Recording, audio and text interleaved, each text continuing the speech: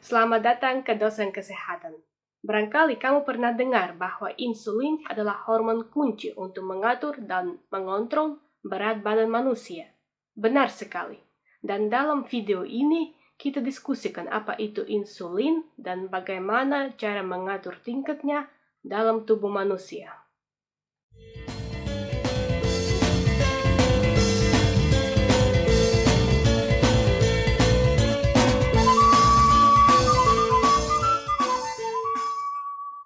Oke, apa sih pentingnya insulin dalam tubuh kita? Insulin adalah sebuah hormon anabolik yang mengatur karbohidrat dalam tubuh. Hormon anabolik artinya apa? Artinya hormon yang berpartisipasi dalam pertumbuhan jaringan tubuh yang baru. Secara singkat, hormon anabolik bertanggung jawab atas penampungan lemak dan otot atau jaringan yang lain dalam tubuh manusia. Soalnya lemak tidak bisa ditabung dalam tubuh kita tanpa kenaikannya tingkat insulin. Apalagi kita tidak bisa membakar lemak waktu insulin kita sudah naik. Jadi, kalau tingkat insulin selalu tinggi, kita tidak ada kesempatan untuk menurunkan berat badan. Namun, selain soal berat badan, insulin terkait dengan soal yang sangat penting kepada kesehatan seluruh badan kita. Apa sih pentingnya untuk menjaga tingkat insulin serendah mungkin? Oke, di sini ada daftar beberapa penyakit yang terkait dengan insulin yang tinggi. Lihatlah saja.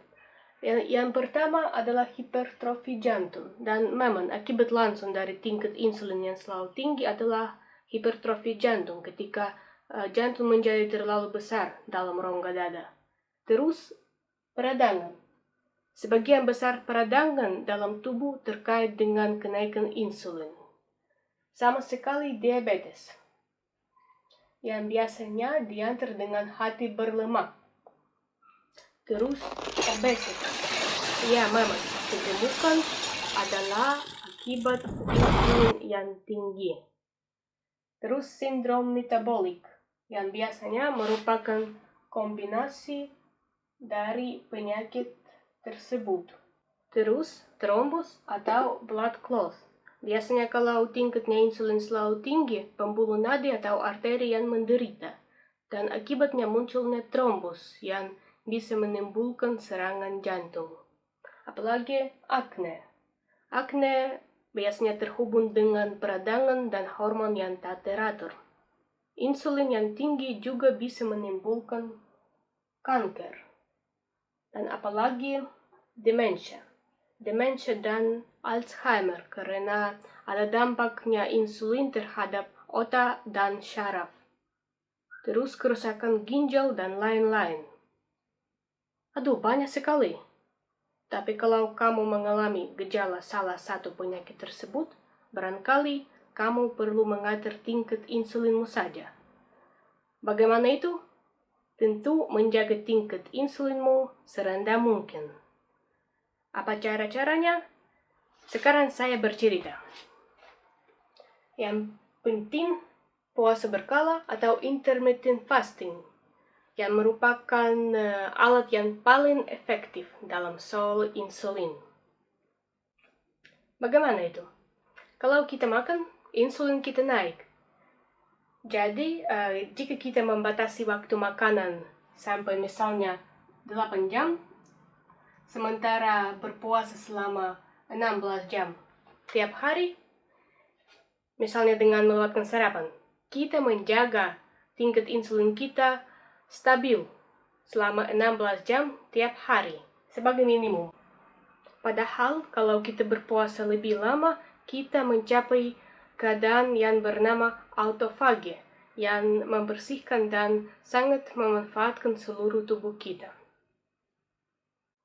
Jika puasa berkala digabung dengan alat yang kedua, kamu dapat hasil yang paling luar biasa. Alat kedua itu namanya keto atau diet ketogenik. Dengan begini, tubuh kita belajar menggunakan baik lemak dari makanan maupun lemak dari tubuh kita bagi energi. Karena itu kita tidak bisa lapar dengan pola makan keto. Tetapi yang paling penting bahwa lemak menjaga tingkat insulin rendah, karena lemak tidak menimbulkan kenaikannya insulin yang besar. Tetapi apakah kamu pilih ikut pola makan keto atau tidak? Yang penting kamu menghilangkan semua karbohidrat rafinasi seperti gula dan tepung dalam makananmu. Kenapa itu penting sekali?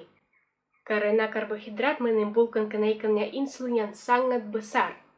Akibatnya berat badan ekstra dan kelelahan. Jadi, kalau kita menjauh dari semua manisan, roti, gula, dan gandum, kita menjaga tingkat insulin stabil dan rendah.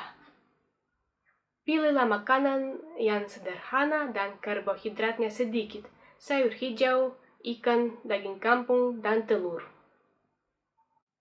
Sama sekali lemak trans dan semua minyak hidrogenasi seperti margarin harus dihindari juga. Kamu mau cari minyak extra virgin kalau ada kesempatan minyak asli dan minyak kampung. Selanjutnya, kontrol atau jumlah dan kalori makanan. Kenapa kontrol atau jumlah dan kalori makanan penting? Karena bahkan jika kamu sudah ikut pola makan keto dan puasa berkala, gunanya kurang seandainya perutmu selalu dipenuhi dengan berlebih-lebihan. Jadi, sesaat kamu sudah rasa kenyang, pergi jalan-jalan saja atau minum air teh tanpa gula daripada tanpa makanan lagi. Selanjutnya, tentu saja olahraga. Sudah dibuktikan bahwa makin tinggi aktivitas fisikmu, makin rendah tingkat insulinmu. Ada 2 jenis olahraga yang paling manjur untuk mengatur tingkat insulinmu. Itulah HIIT atau High Intensity Interval Training dan latihan beban. HIIT intinya apa? HIIT intinya latihan kardio yang memanfaatkan gerakan intensitas tinggi dan intensitas rendah secara bergantian. Sementara latihan beban adalah latihan pengencangan otot.